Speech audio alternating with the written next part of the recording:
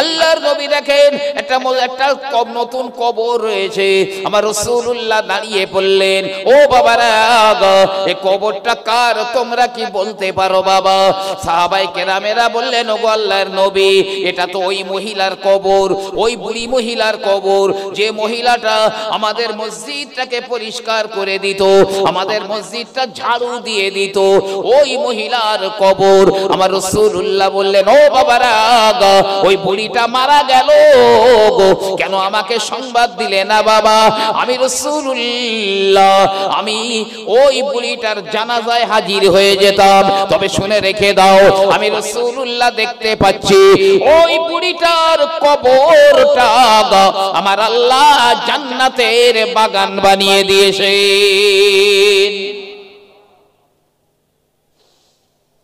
জান্নাতের বাগান বানিয়ে দিয়েছেন। নবী পাক কবরটার ধারে দাঁড়িয়ে বললেন, দাঁড়িয়ে বলছে, বুড়িমা, তোমার জীবনের কোন আমলের জন্য আল্লাহ তোমার কবরটা বেহেশতের বাগান বানিয়ে দিয়েছেন? কোন আমলের জন্য? বুড়ি বলছে, ইয়া রাসূলুল্লাহ, অন্য কোন আমলের জন্য নয় হুজুর। আমি যে মসজিদ ঝাড় দিতাম, মসজিদ পরিষ্কার করে দিতাম, ওই আমলের জন্য আল্লাহ আমার কবরটা জান্নাতের বাগান বানিয়ে দিয়েছেন। জোরে বলুন সুবহানাল্লাহ। আপনারও কপাল খুলবে, আপনিও যদি মসজিদ ঝাড় দেন। কিয়ামতের ময়দানে এই মসজিদের জবান খুলবে, প্রত্যেকটা মসজিদে। এর এই পাথর, ওর ইট, ওর বালি, ওই গ্রিল, ওই ফ্যান, মসজিদের প্রতিটা জিনিস কথা বলবে।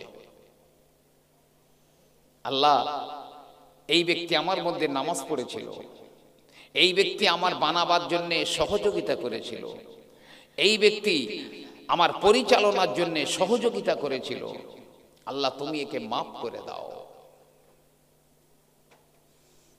আল্লাহ সেদিন এই মসজিদের কথা শুনবেন, আল্লাহ তাকে মাফ করে দেবেন।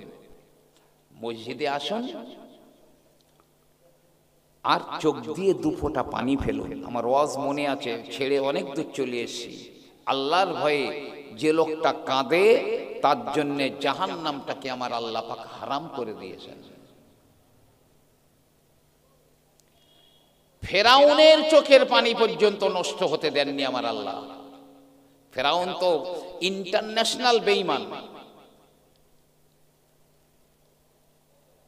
মিশরের লোকেরা বলল, তুমি কেমন খোদা হয়েছো, বৃষ্টি দাও, বৃষ্টি দাও।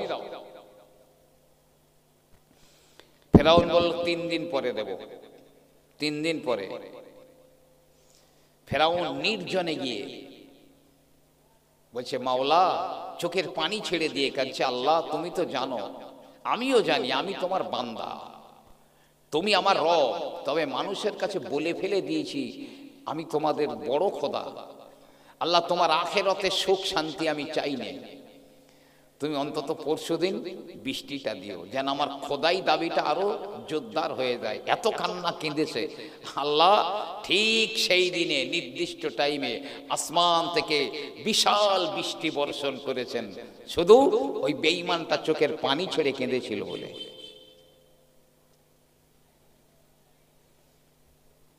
চোখের পানি ছেড়ে কেঁদেছিল বলে আল্লাহ কারো কান্না ফেলে দেন না। আমার ওয়াজে কখনো আপনারা শুনেছেন, আবার একটুখানি মনে করিয়ে দিচ্ছি, একবার উচ্চ আওয়াজে দরুদ আল্লাহুম্মা সাল্লি আলা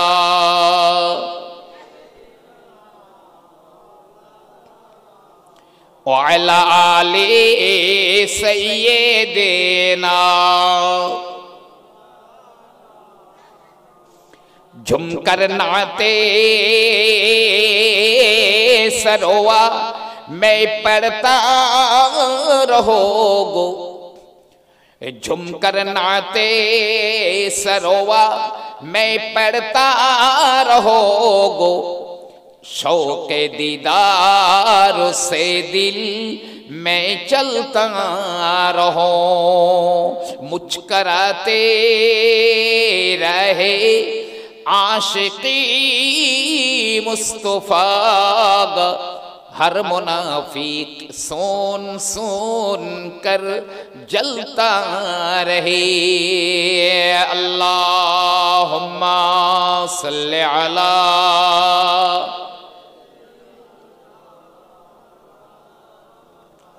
अला आले सय्यिदिना।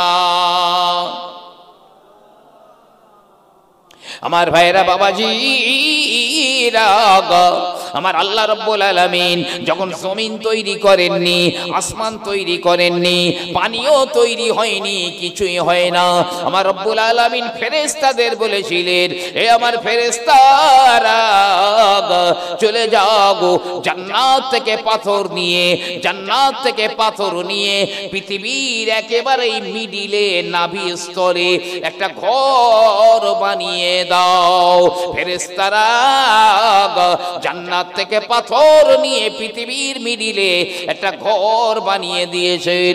কোরআনুল কারিমে আমার আল্লাহ পাক বলেন, ইন্না আউওয়ালা বাইতিন উদিআ লিন-নাসি লাল্লাযী বিবাক্কাতা মুবারাকা। পৃথিবীর প্রথম ঘরটা আমার আল্লাহ পাক মক্কা মুকাররমায় বানিয়েছিলেন, যার নাম হলো খানায়ে কাবা। শূন্যের উপরে বানিয়েছেন। পানি তৈরি হলো, মাটি তৈরি হয়ে গেল, তবে কাবা তৈরি করতে যে পাথর আনা হয়েছিল জান্নাত থেকে একটা পাথর বেশি রয়ে গেছে, পাথরটা কাবায় লাগেনি। তো এই পাথরটা খুব কাঁদছে। আমি মূলত কান্নার গুরুত্ব বোঝাতে চাইছি। পাথরটা কাঁদছে, একটা বাচ্চা যেমন কাঁদে ওই রকম কাঁদছে। আমার আল্লাহ রাব্বুল আলামিন জিবরাইল আমিনকে বললেন, ও জিবরাইল, ওই জান্নাতি পাথর কেন কাঁদে একবার জিজ্ঞাসা করো না। জিবরিল আমিন আলাইহিস সালাম এসে বলে, এই জান্নাতি পাথর কেন কাঁদিস একবার বল। পাথর বলে, জিবরাইল রে, আমার কান্নার অন্য কোনো কারণ নয়, আমি কাঁদি আমি আল্লাহর ঘরে কেন লাগতে পারলাম না, আমি আল্লাহর ঘরে লাগতে পারলাম না, এটাই আমার কান্নার কারণ। জিবরাইল গিয়ে আল্লাহকে বলেছে, আল্লাহ পাথরটা এই জন্য কাঁদছে ও তোমার ঘরে লাগতে পারিনি। আল্লাহ বলছে, এক কাজ করো, পাথরটাকে চূর্ণ বিচূর্ণ করে দাও, গুঁড়িয়ে দাও। জিবরাইল ডানা দিয়ে একটা ঝাপটা মেরে দিয়েছে, পাথরটা চূর চূর হয়ে গেছে। আমার আল্লাহ রাব্বুল আলামিন এবারে বললেন, ওই জিবরাইল রে, ওই পাথর কুচিগুলো গোটা দুনিয়ার জমিনে ছড়িয়ে দাও। হযরতে জিবরিল আমিন আলাইহিস সালাম পাথর কুচিগুলো গোটা দুনিয়ার জমিনে ছড়িয়ে দিলেন। আমার রাসূলুল্লাহ বলেন, ওই পাথরের কুচি যেখানে একটা পড়েছে ওখানে একটা মসজিদ তৈরি হয়েছে।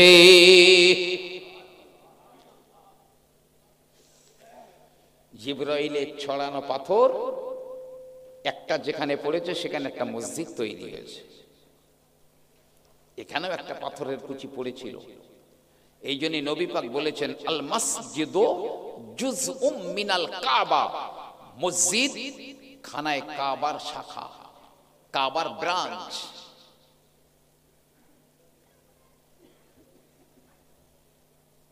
তো এই মসজিদ ঘর দুনিয়াতে এবং আখেরাতে। একজন পীর জুলফিকার রহমান নকশবন্দি লিখছেন, কি জানেন, একজন গরিব ব্যবসায়ী, একদম গরিব মানুষ। তো সে একটা নিয়ত করেছে, আল্লাহ আমি একটা ব্যবসা করব, তা আমার যদি আমি লাভবান হই, ব্যবসায় যদি আমার ভালো প্রফিট হয়, তো ওই টাকা দিয়ে সর্বপ্রথমে আমি একটা তোমার ঘর তৈরি করে দেব। পীর জুলফিকার আহমদ নকশবন্দি লিখেছেন কথাটা, খুতুবাতে জুলফিকার এই কিতাবের একটা খণ্ডে। নিয়তটা ভালো, আমি একটা ব্যবসা করব, যদি ভালো প্রফিট হয় প্রথমে তোমার ঘর বানিয়ে দেব। একটা ছোট্ট ব্যবসা শুরু করেছে। এই ব্যবসা শুরু করে বড় হতে হতে 10টা বছর সময় লেগেছে। 10 বছরের মধ্যে ওই লোকটা কোটি কোটি কোটি কোটি টাকার মালিক হয়ে গেছে। জোরে বলুন না সুবহানাল্লাহ। নিয়ত করেছিল ভালো, আল্লাহ পাক দিয়েছেন ভালো। মানুষ যত হাত গুটিয়ে নেবে, আল্লাহ তার রহমতের কুদরতের হাত তত গুটিয়ে নেবেন। একদম বাস্তব কথা, কোনো সন্দেহ নেই। এই হলো সেই মসজিদ। তাহলে 1 নম্বরে কিয়ামতের ময়দানে সব নবীরা তো কাঁদছে, সব নবীরা কাঁদছে। আল্লাহর আরশের ছায়ার তলায় 7 প্রকার মানুষেরা স্থান পাবে। তার মধ্যে আমি 2টো লোকের কথা বলছি, 2 প্রকার। 1 নম্বরে আল্লাহর নবী বলেন, রাজুলুন কলবুহু মুআল্লাকুন ফিল মসজিদে, যে মানুষটার অন্তর মসজিদের ভিতরে টাঙানো থাকে, ও বাজারে গিয়েছে, মাঠে গিয়েছে, অফিসে গিয়েছে, চাকরি বাকরিতে গিয়েছে, কাজ কামে গিয়েছে, মন পড়ে রয়েছে মসজিদের ভিতরে, ওই ব্যক্তিটাকে আমার আল্লাহ পাক কিয়ামতের মহাময়দানে কোনো আযাবের ভিতরে রাখবেন না, আমার আল্লাহর আরশে আজিমের ছায়ার তলায় স্থান দিয়ে দেবেন। জোরে বলুন না সুবহানাল্লাহ। আর এক ব্যক্তি হলো রাসূলুন যাকারাল্লাহু খালিয়ান ফাফাদাত আইনাহু, যে লোকটা গোপনে গোপনে আল্লাহর জিকির করে, আমার আল্লাহর কথা স্মরণ করে, চোখ দুটো ভিজে যায়, কিয়ামতের মহাময়দানে আমার আল্লাহ পাক ওই ব্যক্তিকে ওই কঠিন আযাবের ভিতরে রাখবেন না, আল্লাহ পাক তার আরশে আজিমের ছায়ার তলায় স্থান দিয়ে দেবেন। আর একবার জোরে বলুন না সুবহানাল্লাহ। ও মুসলমানেরা, মসজিদে ঢুকতে ইচ্ছা হয় না, অথচ আমার রাসূলুল্লাহ বলেছেন, আল মুমিনু ফিল মসজিদি কাসসামাকি ফিল মাই, পানিতে মাছ যেমন সুখে থাকে, পানির ভিতরে মাছ যেমন আরামে থাকে, ইমানদারেরা মসজিদের ভিতরেও তেমন আরামে থাকে। জোরে বলুন সুবহানাল্লাহ। এই বড় কাতলা মাছ, রুই মাছ, মৃগেল মাছ পানি থেকে তুলে বলবেন, চল তোর ভালো জায়গা দিচ্ছি, খাট পালঙ্গ গদি তোষক যা লাগবে সব দিচ্ছি, চল, তুই পানিতে কেন মরছিস? মাছ কি বলবে বলেন তো? ওরে, তোর খাট পালঙ্গ গদি তোষক এসি রুম কিচ্ছু লাগবে না, আমার জীবন ওই পানির মধ্যে, আমার পানিতে ছেড়ে দে তাড়াতাড়ি, ওটাই আমার জীবন। আর ইমানদারদের ঠিক ওই অবস্থা, মসজিদ ছাড়া ঈমান বাঁচে না, মসজিদ ছাড়া ঈমান বাঁচবে না। যত বড় ধরনের জমিদার হই না কেন, মসজিদ ওর নিচেই রয়েছে আপনার জান্নাত। তাহলে 1 নম্বরে যারা আল্লাহর ভয়ে কাঁদে। 2 নম্বরে আমার রাসূলুল্লাহ বললেন, আইনুন সাহারাত ফি সাবিলিল্লাহ, যে চোখ আল্লাহর জন্য রাত্রি জাগরণ করে, ওই চোখওয়ালাদের জন্য আল্লাহ পাক তার জাহান্নামের আগুনটা হারাম করে দিয়েছেন। না না, এই যে রাত জেগে বসে রয়েছেন আপনারা, এখানে হাতে হাতে 10,000 টাকা পাওয়া যাবে না, এমন তো নয় যে আখেরি মোনাজাত হয়ে গেলে প্রত্যেকে 5,000 করে টাকা দেওয়া হবে, তাই তো নয়। তাহলে কেন এই শীত উপেক্ষা করে, ঘুম উপেক্ষা করে বসে রয়েছেন? এ তো আমার আল্লাহ রব্বুল আলামিনের জন্য। আর আমার রাসূলুল্লাহ বললেন, আইনুন সাহারাত ফি সাবিলিল্লাহ, রাত আল্লাহর জন্য যে লোকটা রাত্রি জাগরণ করে, ও আমার ভাইরা সারা রাত ঘুমান, তবে রাতের শেষ ভাগটা আমার আল্লাহ পাকের জন্য একটুখানি রেখে দেন, অন্তত 2 রাকাত কি 4 রাকাত তাহাজ্জুদের নামাজটা পড়ে নিন। এক ব্যক্তি বলছে, রাসূলুল্লাহ, যে লোকটা সারা রাত ঘুমোয় সেই সকালবেলা আগে ওঠে, ওই ব্যক্তি সম্পর্কে কি বলেন? নবী পাক বলেন, সারা রাত ওর নাকে আর কানে শয়তান পেশাব করে দিয়েছে। সারা রাত শয়তান ওর কানে আর নাকে পেশাব করে দিয়েছে।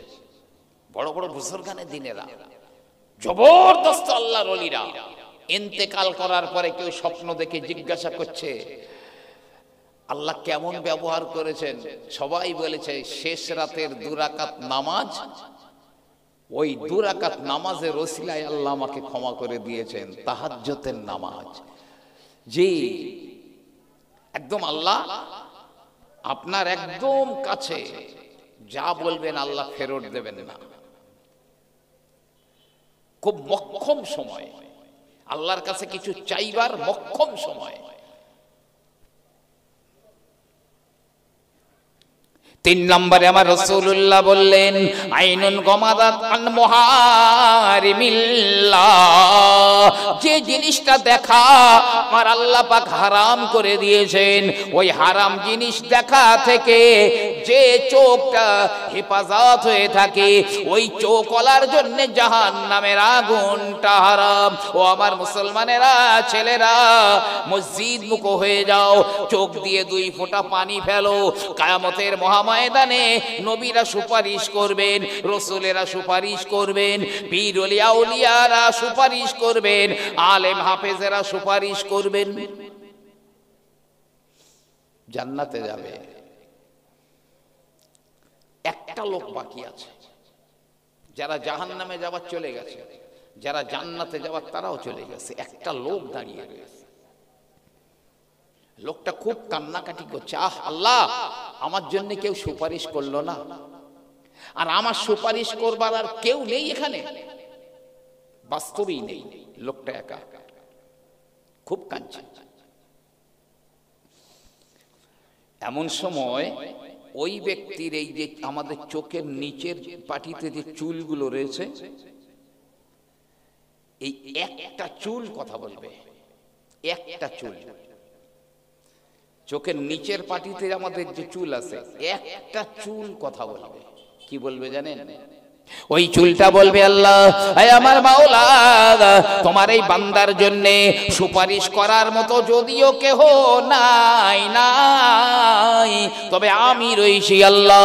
আল্লাহ পাক বলেন হে আমার বান্দার চোখের পালকের চুল, বল কি বলবি? ওই একটা চুল বলবে মাওলা রে, তোমার এই বান্দাটা ওর সারা জীবনের ভিতরে একবার তোমার ভয়ে এতটুকু কেঁদেছিল, আমার এই একটা চুলের গোড়া ভিজেছিল। তোমার এই বান্দা সারা জীবনে তোমার ভয়ে এতটুকু কেঁদেছিল যে মাত্র পানি বেরিয়েছে কতটা, একটা চুলের গোড়া শুধু ভিজেছে। আল্লাহ পাক বললেন হে আমার বান্দার চোখের পালকের চুল, আমার বান্দার অতটুকখানি চোখের পানির খবর আমি আল্লাহ পাক রাখি। বলুন না সুবহানাল্লাহ। কতটুকু পানি? সূচের আগা পরিমাণ হবে, সূচের আগা পরিমাণ হবে। অতটুকু পানির ওসিলায় আমার আল্লাহ ওই বান্দাকে মাফ করে দেবেন, ও জান্নাতি হয়ে যাবে। জোরে বলুন সুবহানাল্লাহ। মরতে হবে এই পরলোকগত আত্মার শান্তি কামনায়। কাদের কাছে যাবে এই নেকি? যারা ঈমান নিয়ে মরতে পেরেছে। যারা ঈমান নিয়ে মরতে পারেনি, যদি মদিনা থেকে পীর সাহেব এনে দোয়া করেন, এর 1 জাররা নেকিও তার কাছে যাবে না। তবে 1 জাররা ঈমান নিয়েও যদি মরে যায় তাহলেও নেকি যাবে।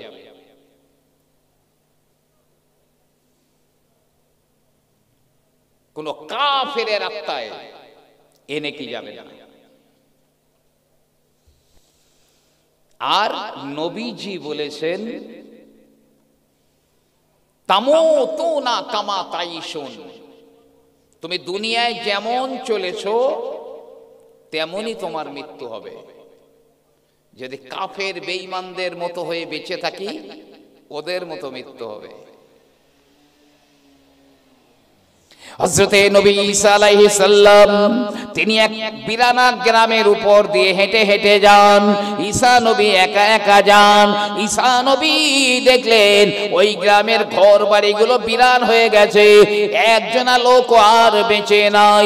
ঈসা নবীকে আমার আল্লাহ পাক একটা ক্ষমতা দিয়েছিলেন। ঈসা নবী আলাইহিস সালাম তিনি আল্লাহর হুকুমে মরা মানুষকে জীবিত করে দিতে পারতেন। ঈসা নবী চিন্তা করেন, নিশ্চয়ই আমার আল্লাহ পাকের কোন গজবে এই গ্রামের মানুষেরা মারা গিয়েছে।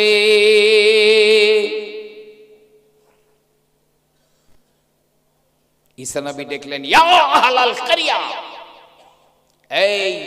এই গ্রামের মানুষেরা, এই মহল্লার মানুষেরা কেউ নেই, কিন্তু সব মরে ধ্বংস হয়ে গেছে, একজনও বেঁচে নেই।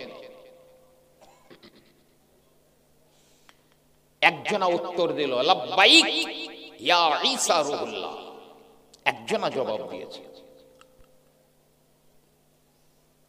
এই তোমাদের সংবাদ কি? বলছে, হুজুর আমরা রাতের বেলা সুখ ও নিদ্রায় ঘুমিয়েছিলাম, কিন্তু ঘুম থেকে উঠবার আগে আমরা সব হাবিয়া জাহান্নামে ঢুকে গিয়েছি। হাবিয়া জাহান্নামে ঢুকে গিয়েছি। কারণটা কি? কোন কারণে? লোকটা বলল, হে ঈসা রূহুল্লাহ, এক নাম্বার হলো আমরা তাগুতদের সঙ্গে ওঠা বসা করতাম, বেঈমান কাফেরদের সঙ্গে আমরা ওঠা বসা করতাম। ওরা যা করতো আমরাও তাই করতাম, ওরা যা বলতো আমরাও তাই বলতাম। এই কারণে ধ্বংস হয়ে গেছে। দুই নম্বরে, ও নবী ঈসা, আমরা দুনিয়াকে বড় মহব্বত করতাম, এই কারণেই ধ্বংস হয়ে গেছে। ঈসা নবী বললেন, এ আল্লাহর বান্দা, দুনিয়াকে তোমরা কেমন ভালোবাসতে? জবাব দিল, হে নবী ঈসা, আমরা সম্পদ পেলে খুশি হতাম, কিন্তু সম্পদ না পেলে বড় বেজার হয়ে যেতাম। মা যেমন তার দুধের বাচ্চাকে ভালোবাসে, মা যেমন তার শিশু সন্তানকে ভালোবাসে, ওই রকম আমরাও দুনিয়াকে ভালোবাসতাম। এই দুটো কারণে আমরা ধ্বংস হয়ে গেছি। ঈসা নবী বলছে, তুমি একা কথা বলছো কেন? এই তোমার আর সঙ্গীরা কই? বলছে, হুজুর ওরা এক একজনা জাহান্নামের আগুনের এক একটা বড় বড় চাই তার নিচে দাফন হয়ে রয়েছে। ওদের মুখে আগুনের লাগাম পরানো আছে, কেউ বার হতে পারছে না, কথাও বলতে পারছে না। আর জাহান্নামের এক একটা আগুনের দলা, আগুনের চাই এক একটা গোটা পৃথিবীর মতো বড় বড়, এক একটার নিচে এক একজন চাপা পড়ে আছে, মুখে আগুনের লাগাম। ঈসা নবী আলাইহিস সালাম বললেন, এই তুমি কি, তোমার মুখে কি আগুনের লাগাম পরানো নাই? তুমি কি জাহান্নামের আগুনের ওই বড় চাই বা দলার নিচে দাফন হয়ে নাই? লোকটা বলল, হে ঈসা রূহুল্লাহ, আমি বেঈমান কাফেরদের কাছে গিয়ে বসতাম, তবে ওরা যা করতো আমি তাই করতাম না, ওরা যা বলতো আমি তাই বলতাম না, ওরা যা করতে বলতো আমি তা করতাম না। এই কারণে আমার আল্লাহ রাব্বুল আলামিন আমাকে হাবিয়া জাহান্নামের দরজায় দাঁড় করিয়ে রেখে দিয়েছে। আমার মুখে আগুনের লাগাম নাই, আমি জাহান্নামের ভিতরেও নাই, আমি জাহান্নামের দরজায় দাঁড়িয়ে রয়েছি। আমি জানি না আমার আল্লাহ পাক আমাকে জাহান্নামে ফেলে দেবেন না নাজাত দেবেন।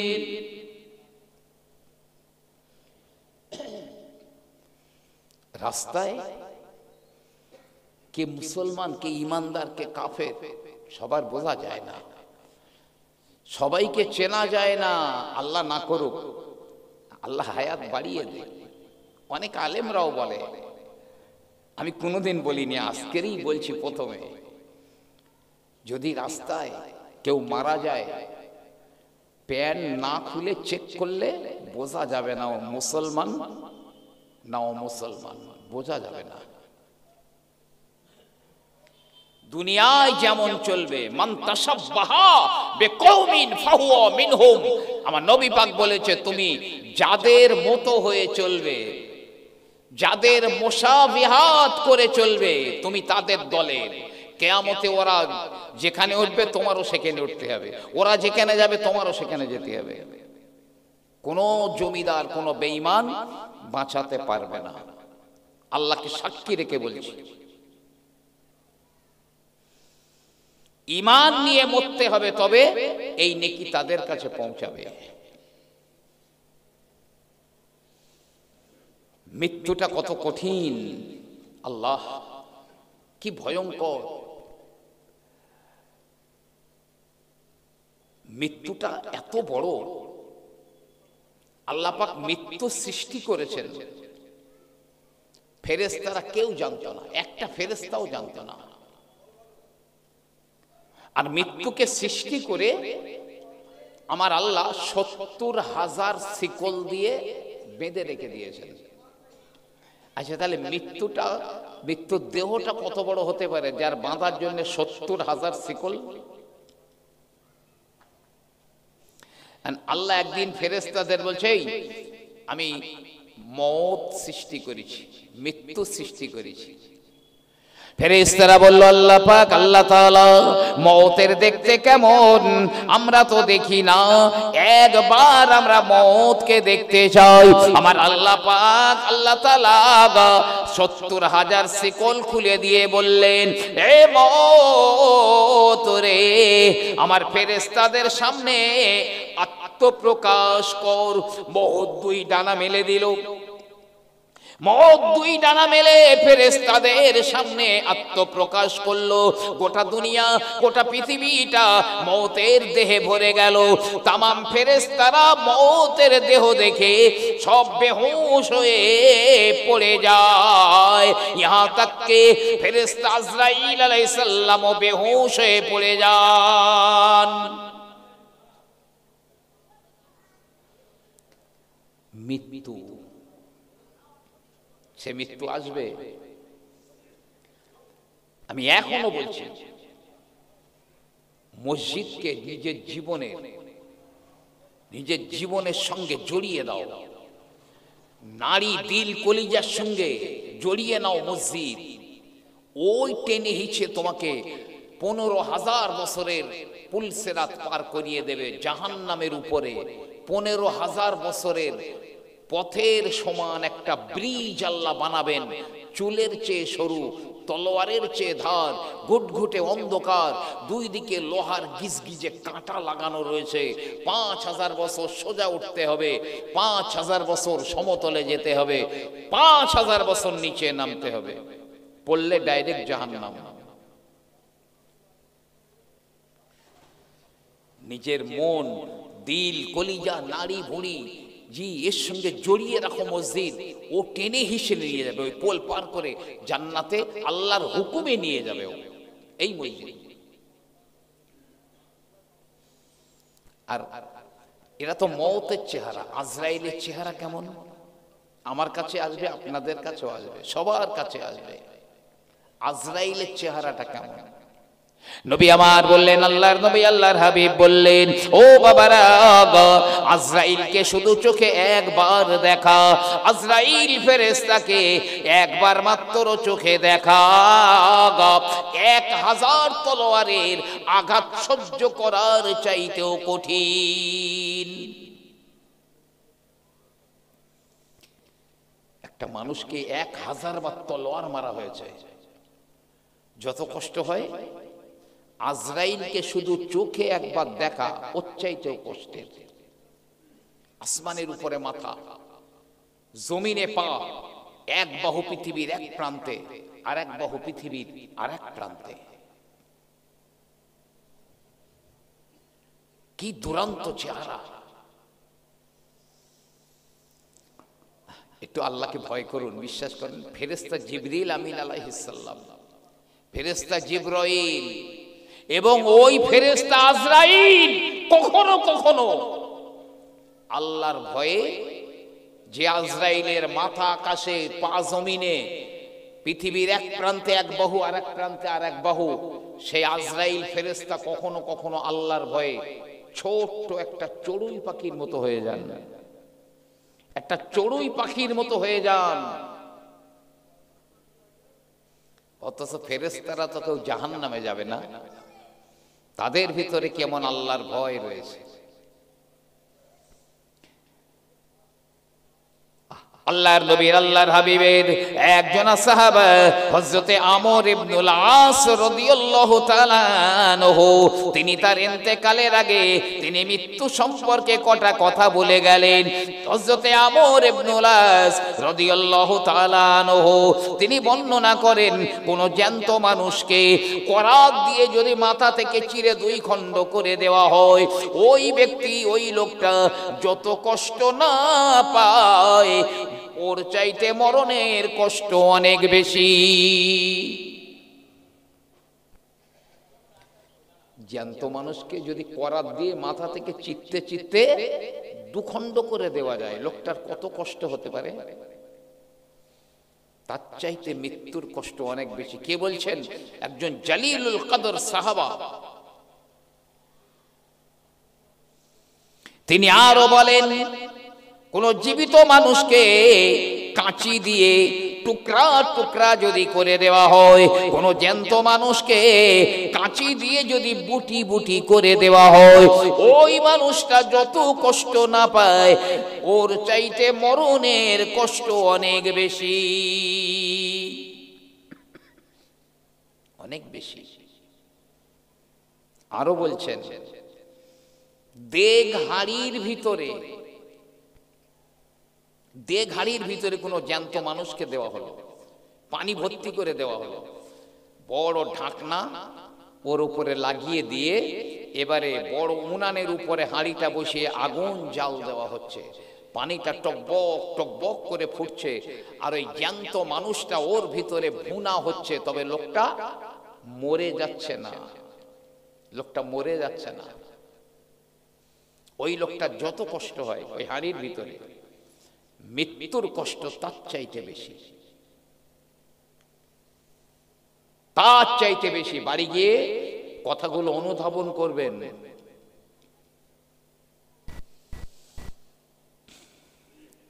আল্লাহর নবীর আল্লাহর হাবিবের একজন সাহাবা, তিনি বর্ণনা তার ইন্তেকালের আগে তিনি বর্ণনা করেন, আমি দেখি যেন জমিন আসমান এক হয়ে গেছে, আসমান আর জমিনটা এক হয়ে গেছে, আমি তার মাঝখানে রয়েছি, জমিন আর আসমান আমাকে মাঝখানে নিয়ে পেশাই করে, আর আমি দেখি আমার বুকের ভিতরে যেন খেজুর গাছের বড় বড় কাঁটাগুলো আমার বুকে অবিরত ফুটিয়ে দেওয়া হয়, আমার দিল কলিজাগুলোকে কিমা বানিয়ে দেয়, রিজা রিজা বানিয়ে দেয়, আর আমি দেখি আমার রুহটা যেন সূচের ছিদ্র দিয়ে টেনে টেনে বার করে আনা হয়। নবী পাকের জালিলুল কদর একজন সাহাবা। আমরা এত নির্ভীক কেন হয়ে আছি? জি, আমরাও মরবো। এই আজ আমরা যেমন মরা মানুষদের সবরে সানি করার জন্য এই সালে সওয়াব করছি, ধর্ম সভা করছি, আমরা মরে গেলেও আমাদের ছেলে পিলে নাতি পোতারা এরাও এরকম ধর্ম সভা করবে, মা মরে গেছে, বাপ মরে গেছে, দাদা দাদি মরে গেছে, সবরে সানি করব। ইমানটা নিয়ে মরতে হবে তো। ইমান নিয়ে আল্লাহ পাক যার ইমান দিয়ে ইমানের সঙ্গে মৃত্যু দেবেন, সেই ইমানের বহির প্রকাশ আল্লাহ দুনিয়াতে তার মধ্যে দেখা যাবে। আল্লাহ যাকে জান্নাতি দেবেন, ফয়সালা যদিও হয়ে গেছে, তারপরেও নবী পাক বলেছেন যারা জান্নাতি যাবে, জান্নাতে যাওয়ার কাজকর্মগুলো তাদের ভিতর দিয়ে আল্লাহ প্রকাশ করে দেবেন।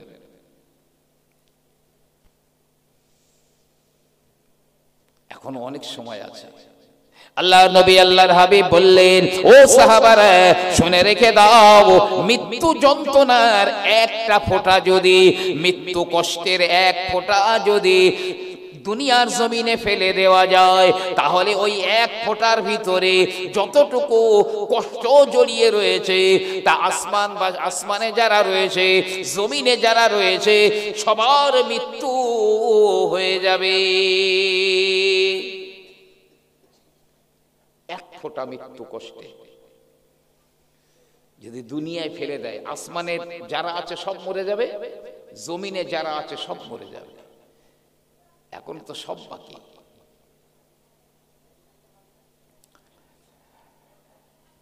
আর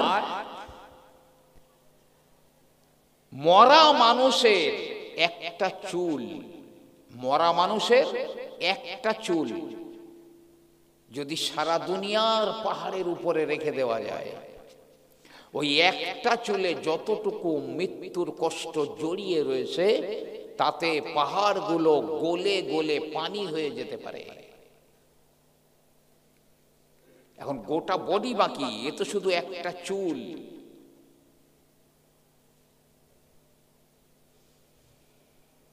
আল্লাহর ভালোবাসা পেলে নবীর ভালোবাসো, নবীর ভালোবাসতে গেলে সাহাবাদের ভালোবাসো, আর সাহাবাদের ভালোবাসতে গেলে মসজিদ ভালোবাসো। ইনশাআল্লাহ অ্যাভেলেবেল আল্লাহ আপনার নাজাত করিয়ে দেবেন। চোখে দেখতে পাচ্ছি না, তবে আগে প্রথমে বলেছিলাম, এখনো বলছি, ওই মসজিদের নিচেই জান্নাত লুকিয়ে রয়েছে।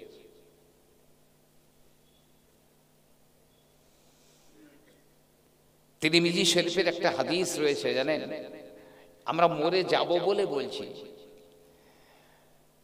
কেউ যদি একবার সূরা ইখলাস পড়ে, একবার সূরা ইখলাস পড়েছে, আর ওই একবার সূরা ইখলাস পড়ার নেকিটা যদি সে তার মায়ের রুহে কি বাপের রুহে কি ভাই কি আদার্স অন্য কারো রুহে যদি সবরেসানি করে দেয়, তাহলে একটা মানুষ সারা পৃথিবীর মালিক হয়ে গেলে যত খুশি হয়, তার চাইতে এই একবার সূরা ইখলাসের নেকি পেয়ে ওই মুর্দাটা তার চাইতে অনেক বেশি খুশি হয়ে যায়। বলুন না সুবহানাল্লাহ। বিশেষ করে কয়েকটা রাত আর কটা দিনের কথা বলছে, একটু ইয়াদ রাখেন। এই মরা মানুষগুলো ফিরে আসে, সব মরা মানুষেরা ফিরে আসে। আপনি যদি বলেন দলিল, কাল সকালে আসবেন বাড়ি, আমি ইনশাআল্লাহ অনেক কটা কিতাবের নাম বলতে পারবো, উল্লেখযোগ্য কিতাব। আল্লাহর নবী আল্লাহর হাবিব বললেন, ইজা কানা ইয়াউমুল জুমআ, যখন জুম্মার দিন আসে, আও কানা ইয়াউমু ঈদিন, অথবা যখন দুই ঈদের দিন আসে, দুই ঈদের দিন আসে, জুম্মার দিন, দুই ঈদের দিন, আও কানা লাইলাতুন নিসফি মিন শাবান, অথবা শাবানের 15 তারিখের রাত যখন আসে, অর্থাৎ শবে বরাত যখন আসে, আও কানা লাইলাতুল কদরিল মুবারাকা, অথবা লাইলাতুল কদর যখন আসে, আপনার কিনা কদরের রজনী যখন আসে, ইয়াখরুজুনাল আমওয়াতা মিন কুবুরিহিম, ঈমানদার মুর্দারা সব তাদের কবর থেকে বাইরে বেরিয়ে যায়। যারা ঈমান নিয়ে মরে গেছে কেউ কবরে থাকে না, সব কবরের বাইরে বেরিয়ে যায়। কিন্তু যারা ঈমান নিয়ে মরতে পারেনি, ওরা কিন্তু এক জনাও বেরোতে পারবে না, একটা মানুষও বেরোতে পারবে না কবর থেকে।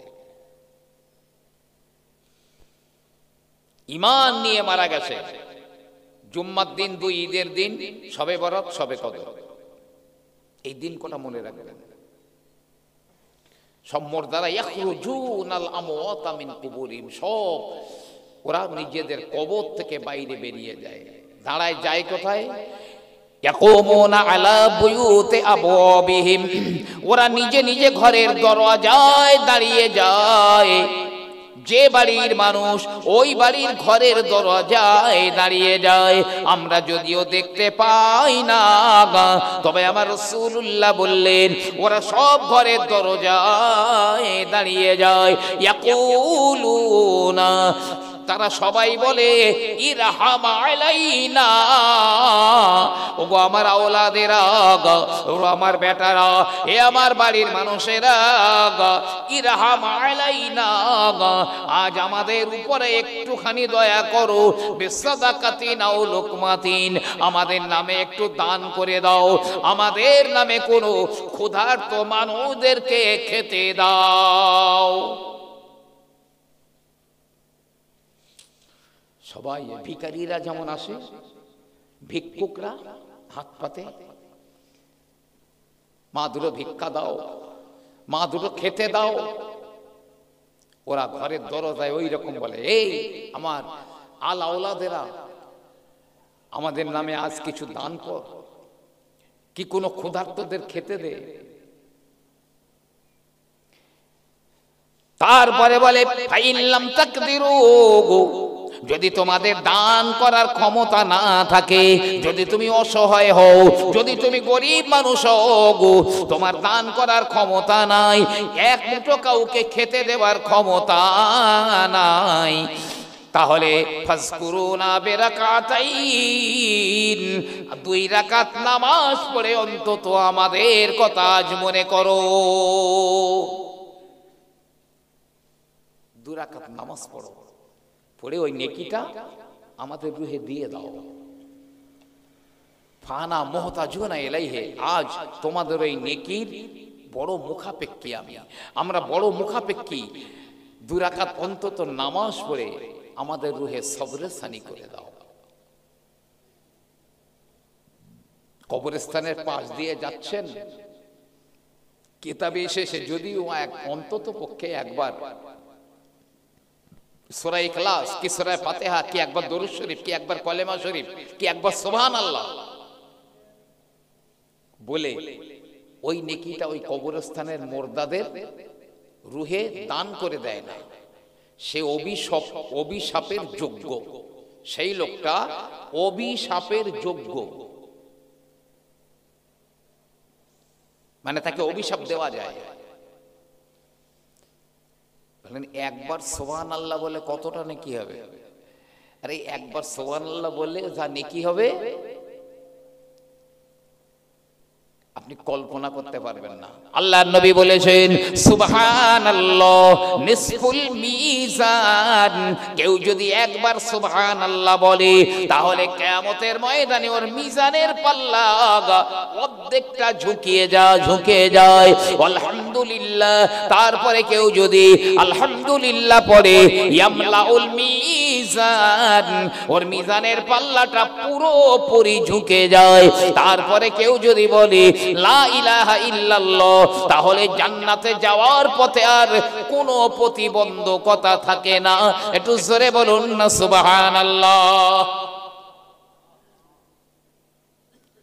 একবার সুবহানাল্লাহ বললে যদি মিজানের পাল্লা অর্ধেক ঝুঁকে যায়, তাহলে এবার আন্দাজ করুন কতটা নেকি হবে। আপনি বলছিলেন বড় বড় হুজুর ডেকে এনে সবসময় সবরেসানি করেন, আপনি নিজেই পারবেন, কিচ্ছু জানতে হবে না, আপনার কিছু জানেন না, জানতেও হবে না। কলেমাটা তো পড়তে পারেন, লা ইলাহা ইল্লাল্লাহ মুহাম্মাদুর রাসূলুল্লাহ তো পড়তে পারেন।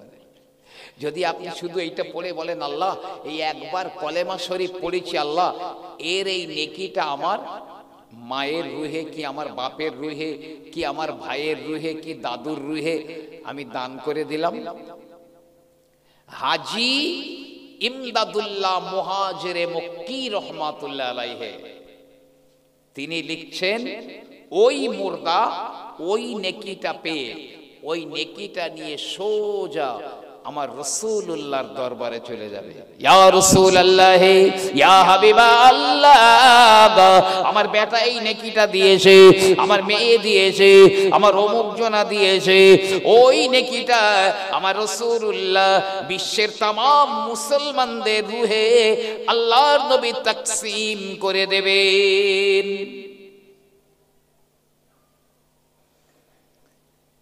সুবহানাল্লাহ বলুন, আর আলহামদুলিল্লাহ বলুন, আর কলেমা বলুন, আর সূরা ইখলাস বলুন। কবরস্থানের পাশ দিয়ে যেতে যেতে অবশ্যই আপনি বলবেন। আর জুম্মার দিনে শেষ কথা, 2 রাকাত নামাজ পড়বেন। 2 রাকাত নামাজ জুম্মার নামাজের শেষে। প্রথম রাকাতে ফাতিহার পরে কাফেরুন, দ্বিতীয় রাকাতে সূরা ফাতিহার পরে ইখলাস। 2 রাকাত নামাজ পড়ে বিশ্বের মুসলমানদের রুহে সবরেসানি করে দেবেন। বিশ্বের যত মুসলমান আছে ওই পরিমাণ সঙ্গে সঙ্গে নেকি আপনার নামায় আমলে ঢুকিয়ে দেবে। আর আল্লাহ জান্নাতের ভিতরে মনিফ নামক বড় একটা অট্টালিকা আপনার জন্য বানিয়ে দেবেন। জোরে বলুন সুবহানাল্লাহ। বিদায় নিচ্ছি, যেহেতু আমার পরবর্তী বক্তা হযরত মাওলানা আরিফুর রহমান সাহেব উনি এসে গেছেন, বক্তব্য ছেড়ে দিচ্ছি। মসজিদের নিচে আপনার জান্নাত লুকিয়ে রয়েছে। ছেলেদের বলছি, বেঈমান কাফেরদের রীতি নীতি যে আখলাক চরিত্রে লাথি মেরে মসজিদে জীবন তৈরি করো, বেঁচে যাবে। আসসালামু আলাইকুম। মহব্বতে দরুদ আল্লাহুম্মা সাল্লি আলা।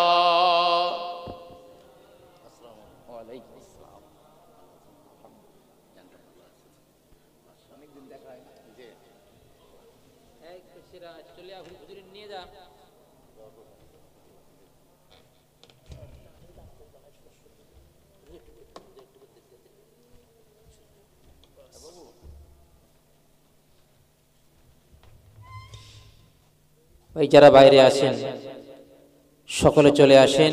আমাদের এই এলাকায় একেবারে নতুন মুখ জনাব ডক্টর মুফতি